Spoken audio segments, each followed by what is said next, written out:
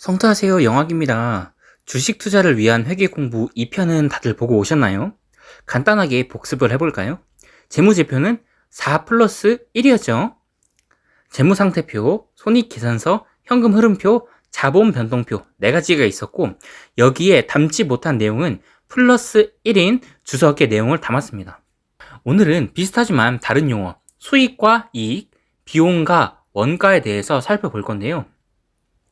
어렵고 헷갈리는 점이 있다면 댓글로 남겨주세요. 본격적인 시작 전에 좋아요 꾹 눌러주세요.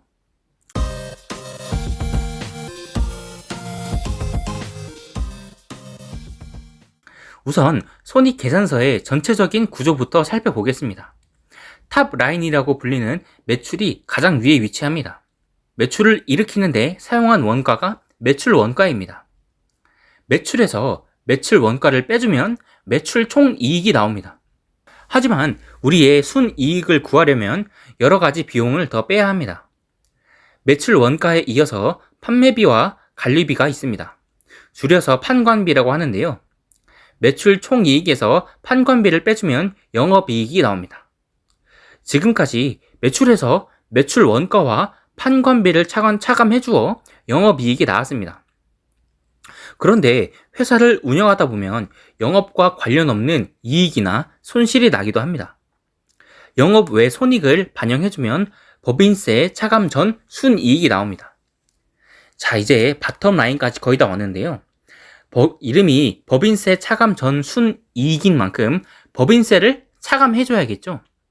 이 법인세를 차감해주면 당기 순이익이 나옵니다. 이 당기 순이익을 바텀 라인이라고 합니다. 손익계산서의 전체적인 흐름을 살펴보았는데요. 뒤 내용에서 손익계산서는 조금 더 자세히 다룰 예정입니다. 손익계산서를 본 이유는 수익과 이익, 비용과 원가에 대해서 설명하기 위해서인데요. 예를 하나 들어보겠습니다. 영희와 철수는 각각 카페 사장님인데요. 영희가 철수를 만나서 수익이 얼마인지 물어봅니다. 철수는 월 300만 원이라고 하는데요. 영희는 의아해합니다.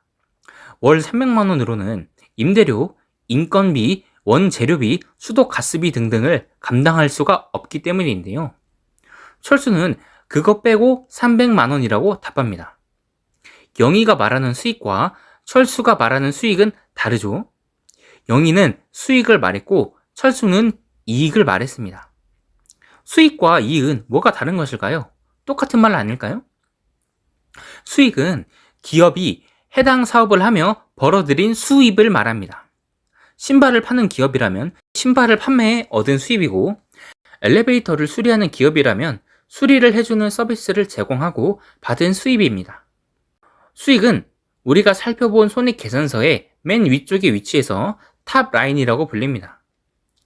이익은 수익에서 매출 원가, 판관비 등을 제외한 것을 의미합니다. 밑에 위치하기 때문에 바텀 라인이라고 불리죠. 손익계산서를 보시면 매출에서 뭔가를 자꾸 빼면서 매출 총 이익, 영업 이익, 당기순 이익 등 이익이 붙는 것을 볼 수 있죠. 그럼 비용과 원가는 무슨 차이일까요? 철수를 보면 비용과 원가의 차이를 모르는 것 같죠? 비용은 수익을 창출하는 과정에서 희생된 가치이고, 원가는 제품의 생산과 직접적으로 관련돼서 소비된 가치입니다. 비용이 원가를 포함한 더 큰 것이라는 것을 알면 이해가 쉬워집니다. 비용과 원가를 잘 설명하기 위해 재무제표를 작성하는 한 가지 원칙을 가져와 보겠습니다. 수익, 비용, 대응 원칙인데요. 말 그대로 수익이 발생하면 그에 관련된 비용을 매칭해주는 것입니다. 첫 번째로 즉시인식, 두 번째로 기간 대응, 세 번째로 1대1 대응의 원칙입니다. 즉시 인식과 기간 대응은 뭔가 반대되는 느낌인 것 같죠? 자, 우리는 신발을 만들어 판매하는 회사를 운영하고 있습니다. 그럼 신발을 만드는 데에 사용되는 노동 비용이 있고, 신발을 판매하는 데에 사용되는 노동 비용이 있을 겁니다. 신발을 만드는 노동 비용과 판매하는 노동 비용, 뭐가 원가이고 뭐가 비용일까요? 앞서서 우리는 제품을 만드는 데에 사용한 직접적인 가치가 원가라고 했고, 비용은 이 원가를 포함해서 수익을 창출하는 데 사용된 가치라고 했습니다. 그럼 신발이라는 제품을 만드는데 직접적으로 사용된 노동 비용은 원가에 들어갑니다. 세 번째인 1대1 대응의 원칙이 적용되죠. 신발을 판매하는 노동 비용은 즉시 인식으로 판매비와 관리비에 들어갑니다. 그럼 즉시 인식과 기간 배분은 뭐가 반대되는 개념일까요? 기간 배분은 예를 들어서 신발을 만들기 위해 구입한 기계 같은 것에 적용됩니다. 우리가 100억짜리 기계를 구입했습니다. 그럼 한 번에 100억으로 기록해야 할까요? 일반적으로 기계는 1년에 10%씩 가치가 줄어드는데요. 한 번에 100억으로 기록하기는 뭔가 이상하죠? 그래서 기간 배분의 원칙을 사용합니다. 1년에 10억씩 비용을 기록하면 되는 것이죠. 이 기계는 우리의 자산이 되는 것이고요. 수익과 이익, 비용과 원가, 뭐가 다른 건지 아시겠죠? 원가라는 것은 기록해서 측정하기가 굉장히 까다롭습니다. 원가 회계라는 파트만 별도로 존재할 정도로 복잡하죠. 하지만 우리는 주식 투자를 위한 회계 공부이지 원가 회계를 위한 회계 공부가 아니죠. 우리는 회계가 기록되는 원리를 알고 기업의 원가를 파악할 뿐 원가 회계처럼 변동비, 고정비, 직접비, 간접비 등등 세부적으로 들어갈 필요는 없습니다. 자, 이제 이번 영상의 마지막 페이지입니다. 조금만 힘내봅시다. 우리는 아까 신발을 만들어 판매하는 회사를 운영하고 있었죠. 원가를 들여서 만드는 신발이 있습니다. 100개를 만들었는데 50개만 판매를 하고 나머지 50개는 판매를 하지 못했습니다. 이 판매를 한 50개는 원가가 소멸되었죠.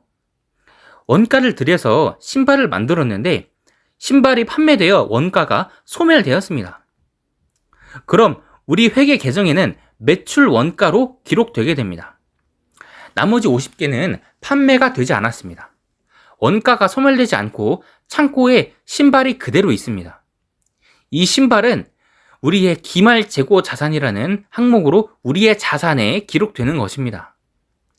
우리가 재무제표를 봤을 때 매출 원가가 계속 늘어나면 이 회사는 신발의 판매가 잘 되는구나 라고 생각해 볼 수 있고, 재고 자산이 계속 늘어나면 이 회사는 신발의 판매가 잘 안 돼서 재고 자산이 계속 늘어나는구나 생각해 볼 수 있습니다.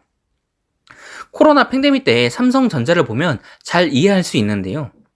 코로나가 엄청나게 퍼지면서 우리는 집에만 있었습니다. 이때 심심한 사람들은 가전제품을 엄청나게 구매하게 되었죠. 삼성전자는 이에 맞춰 반도체 생산을 크게 늘리게 됩니다. 그래서 삼성전자의 실적이 크게 오르고 주가는 최고점을 찍었죠. 그런데 코로나 팬데믹이 끝나면서 반도체의 재고는 늘어나는데 가전의 소비가 줄어든 겁니다. 과잉 생산된 반도체는 재무제표에 재고 자산으로 들어가게 됩니다. 판매가 되면 원가가 소멸되어 매출 원가로 잡히고, 판매가 되지 않으면 원가가 소멸되지 않아 재고 자산이 되는 것이죠. 오늘은 수익과 이익, 그리고 비용과 원가의 차이에 대해서 살펴봤습니다. 조금은 어려우셨을까요? 헷갈리는 점 댓글에 달아주시면 답변해 드리겠습니다.